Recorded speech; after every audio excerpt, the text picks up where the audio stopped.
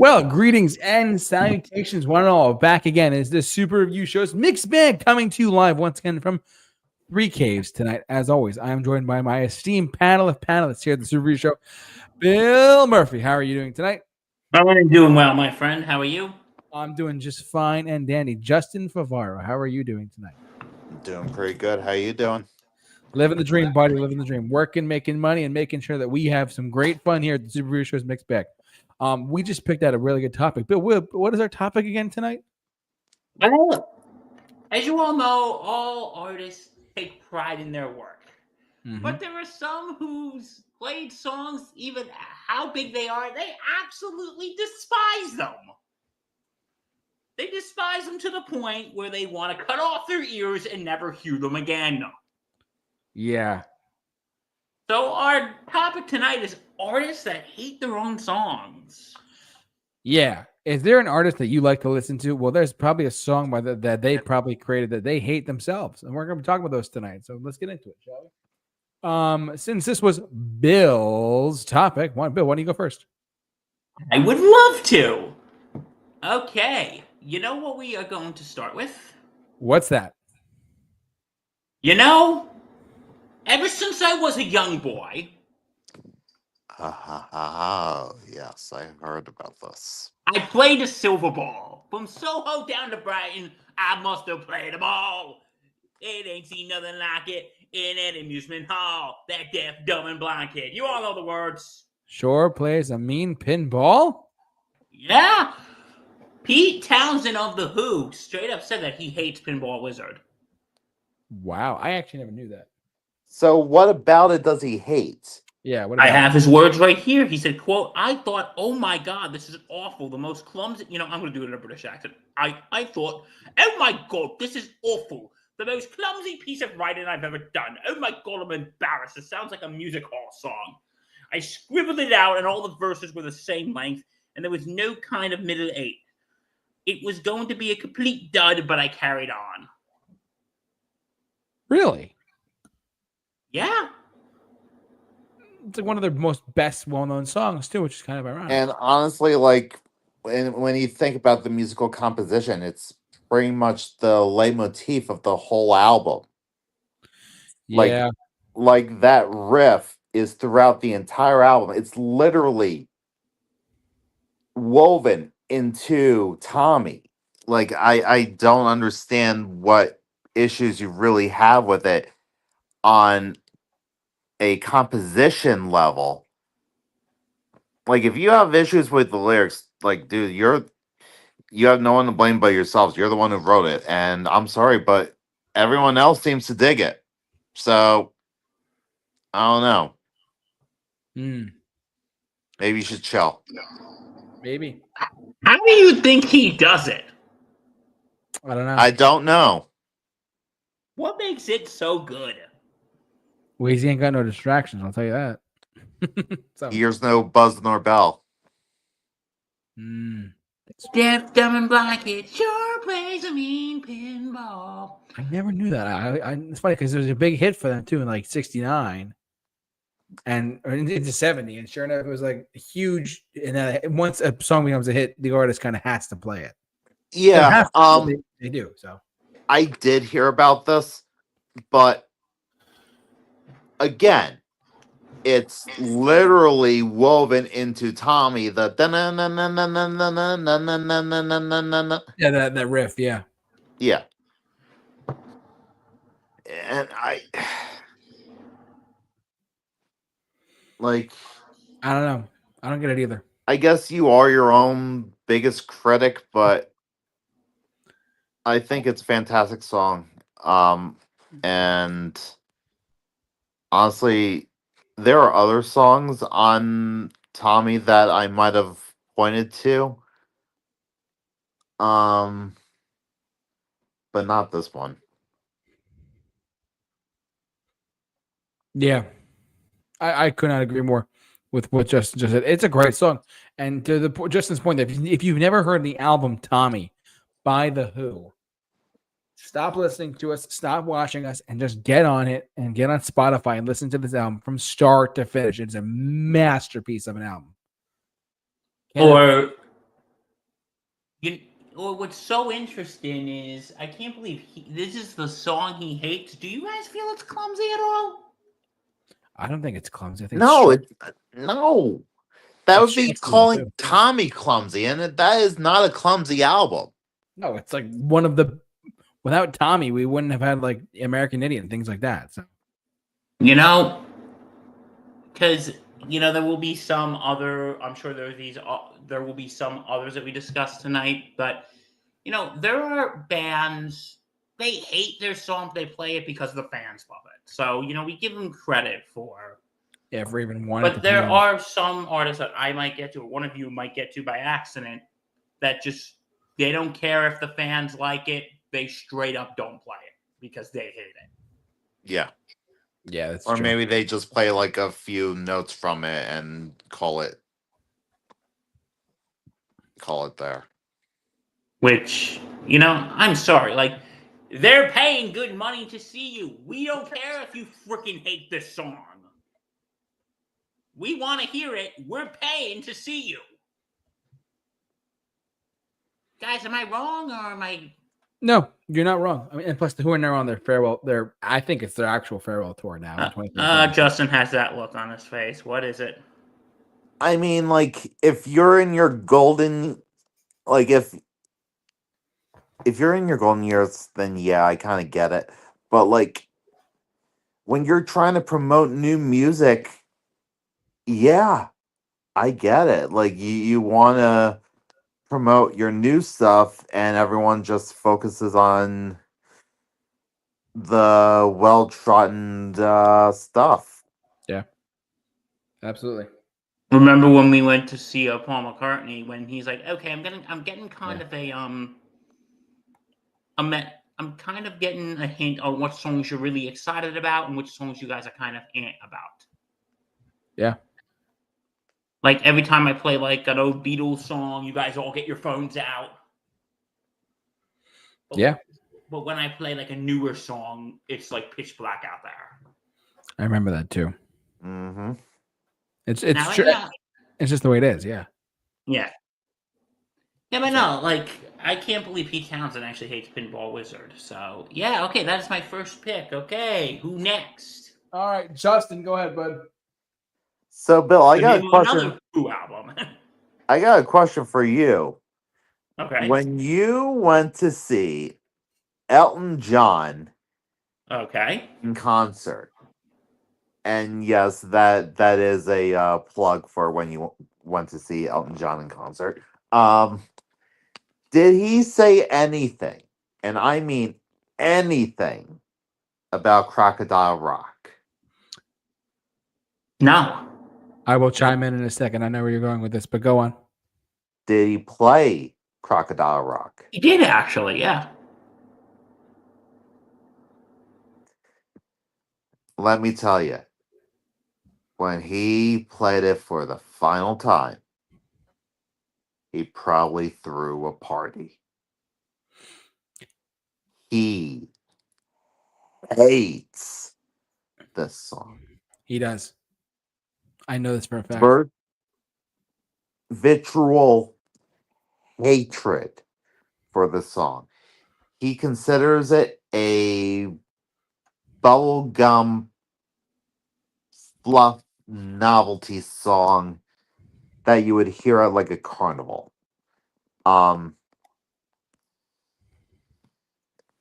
It just doesn't match up with the rest of his body of work, and yet that seems to be one of his most popular songs. It was a huge hit too in the day. It was a massive hit. So the fact that he had to play this song over and over and over and over and over and over again, a song he really couldn't stand.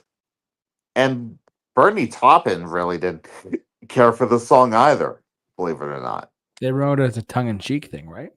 I believe so. Yeah.